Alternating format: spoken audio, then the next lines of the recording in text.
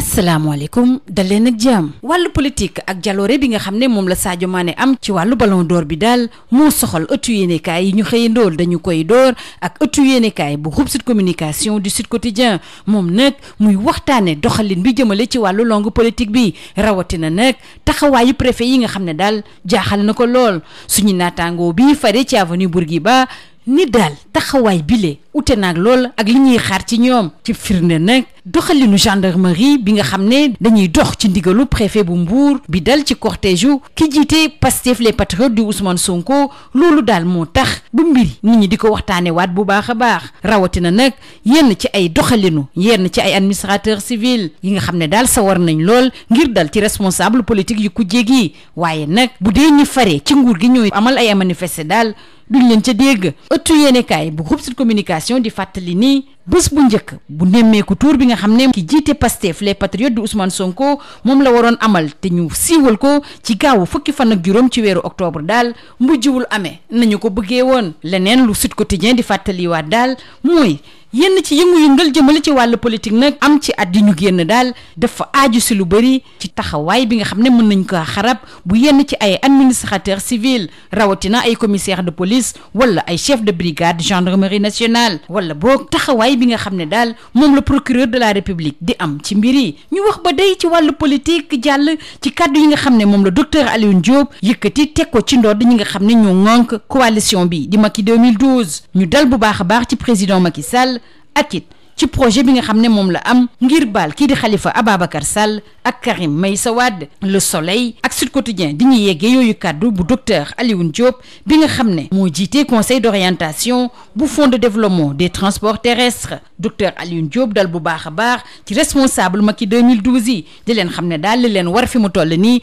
mooy def benn say ngir président Macky Sall mën a jeexal ay chantier jëmale ci wàllu politique ba tey ci wàllu politique ñu des ak président Macky Sall ak waa tribune ne daal ab fipp la ñu nemmeeku ci biir APR ak ñi nga xam ne ñoo ànd ak moom li ko waral nag seeraayu dund gi ak it daal li nga xam ne mooy tukkee ci tool yi daal nga xam ne fi mu toll nii jaaxal nañu bëri te soxna Mimi Touré ak Ablaye Diouf Sarr fipp nañu bu baax a baax te nëbbuñu ko te it daal li xew ci APR ak Benno Bokk Yaakaar rëccul benn yoon waa tribune ñu des ba tey ci wàllu politique ak le vrai journal ñuy waxtaane ñetteelu mandat bi ne daal fi mu toll nii dafa am ñoo xam ne dañ leen duppee ay faucon yoo xam ne li leen ñor fi mu toll nii mooy fexe ba ñetteelu mandat boobule mën a jàll te la nekk nag la leen jaral le vrai journal di si dellu si bu baax a baax bu ñu jógee ci wàllu politique ñu jàll ci grève bi nga xam ne intersyndical ñi yëngatu ci wàllu secteur primaire bi ñoo koy amal ñoom nag xappati nañu ñaari fan yoo xam ne daal day door ci talaata bile ñu ngi ko xamle démb ci ndaje bi nga xam ne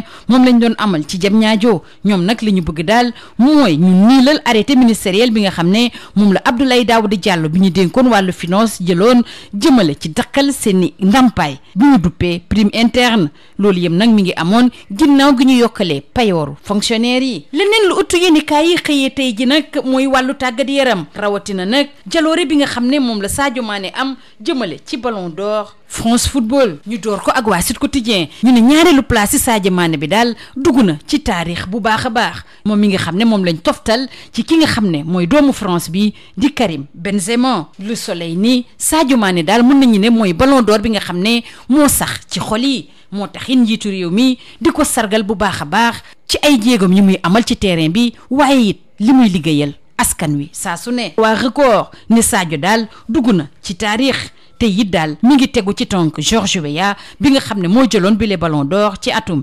1995 Sadio Mané daal mi ngi diiranteeg mbagg bu baax a baax kii di Benzema mi ngi yaakaar it daal ni ci mondial atum 2022 bi daal Sénégal dina fa amal liggéey gu am solo waa SAD nag ñoom jox kàddu gi ki nga xam ne mooy Benzema nee na mbirum Ballon d'Or bi dafa mës a sax ci boppam ci ñi nga xam ne ñoo tax mu gën caa sawar mooy Zizou ak Ronaldo sunu lamb sekk waxtaan bu yaatu ak Mbaye Diallo muy dellu si ci combat diggante Siteu ak Papa Sow ni Siteu daal lenn rek moo ko war ci juróom benn fan ci weeru novembre bi ñu jëm mooy xeex ba am ndam li Mbaye Diallo bi nga xam ne moo jiite kuréel bi ëmb entraîneur yi yëngu ci wàllu lamb ci Sénégal ni nag ci bile combat daal amul ab favori waaye nag Siteu xeexkat la te Papa Sow moom it daal crochet bi mu yore bu mucc ayib la ñu jeexale koog waa Libération bi dellu si mbir mu doy waar bi nga xam ne moo am ci Gurel nekk ci région bu Matam gaawu gi ñu génn kii di Awa Baro daal moo faat bakkan soxnaam si nga xam ne fukki at ak juróom-ñeent dong la am li ko waral daal du lenn lu dul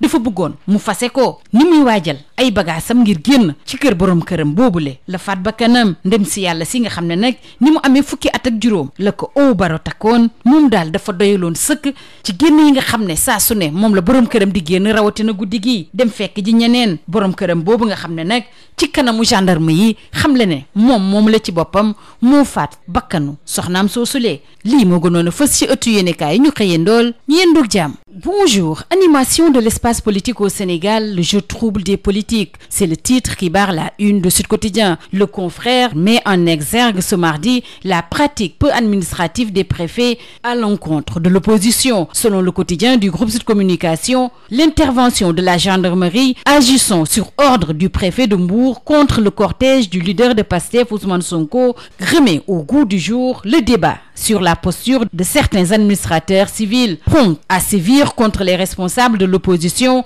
sous prétexte de risque de trouble à l'ordre public. Les préfets sont pourtant souvent inactifs quand il s'agit des manifestations impliquant des responsables du pouvoir en place. Le confrère de l'Avenue Bourguiba rappelle qu'annoncé le samedi 15 octobre dernier, lors de sa déclaration diffusée sur les réseaux sociaux, la première journée du Nemmeeku Tour comprenait tournée politique du leader de Pastef Ousmane Sonko dans le département de Mbour, s'est terminé en queue de poisson à Joal. Le confrère rappelle que la plupart des tensions politiques dans notre pays ces dernières années sont alimentées soit par le comportement peu républicain de certains administrateurs civils et autres commissaires de police ou chefs de brigade de gendarmerie nationale, soit par la réaction à géométrie variable du procureur de la République. Toujours en politique, Le Soleil et Sud Quotidien relaient la sortie de Dr Alioune Ndoye suite à la sortie contre Macky Sall et le projet d'amnistie au profit de Karim Meïssa Wade et de Khalifa Ababacar Sall, des responsables de la coalition Macky 2012. Dans les colonnes du Soleil, le président du Conseil d'orientation du Fonds de développement des transports terrestres rappelle à l'ordre les responsables de Macky 2012 et fustige le chantage des responsables de la dite coalition invités à resserrer les rangs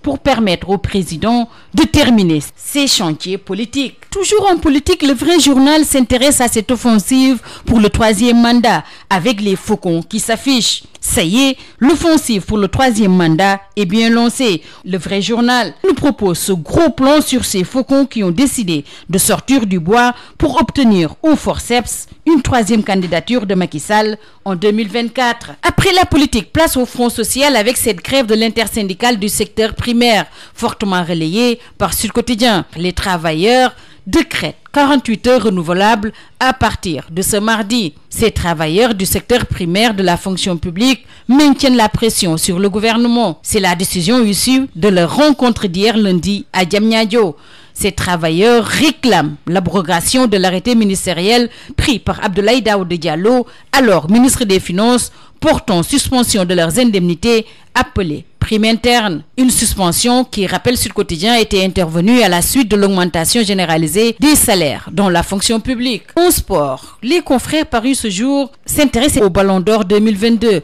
avec l'historique 2e place de Sadio Mané. Sadio Mané est un peu plus entré dans le panthéon des légendes du football africain mondial en terminant 2e du Ballon d'Or 2022 remporté par le Français Karim Benzema. Le champion d'Afrique sénégalais devient le premier joueur africain à atteindre le haut de ce classement depuis le Libérien George Weah, le seul et dernier lauréat africain à être au sommet de cette prestigieuse distinction en 1995. Sadio, c'est tout simplement le Ballon d'Or du cœur. Le président Macky Sall le félicite et déclare qu'il est le meilleur sur le terrain et humaniste dans l'âme. Soutien. Le Soleil. Benzema entre au panthéon du football. D'après Stades, le quotidien du sport. Héros en Espagne, à nouveau adulé en France, il déclare: j'ai grandi avec ça dans ma tête et j'ai eu 2 motivations, Zizou et Ronaldo. Restons avec ce Ballon d'Or France Football avec record 2e du Ballon d'Or, Sadio, dont l'histoire est sur les pas de Georges Weah. Ne quittons pas de sitôt l'enfant de Bambali, restons avec lui avec Vox Populi. Sadio Mané, solide dauphin de Benzema.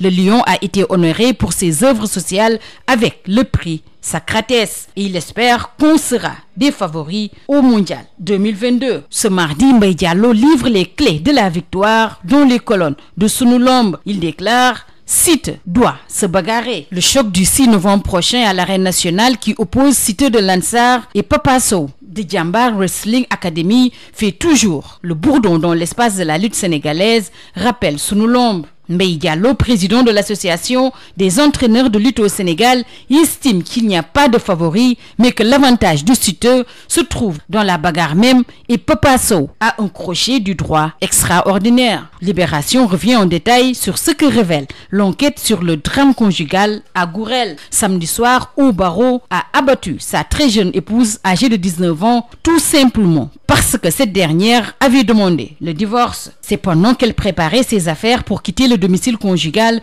que la victime présumée, âgée de 19 ans, a reçu une balle en pleine tête. Mariée à l'âge de 15 ans, il n'en pouvait plus de ces escapades nocturnes de son époux et meurtrier présumé qui a fait des aveux complets aux gendarmes, informe Libération. C'est tout. À vos journaux et très bonne lecture.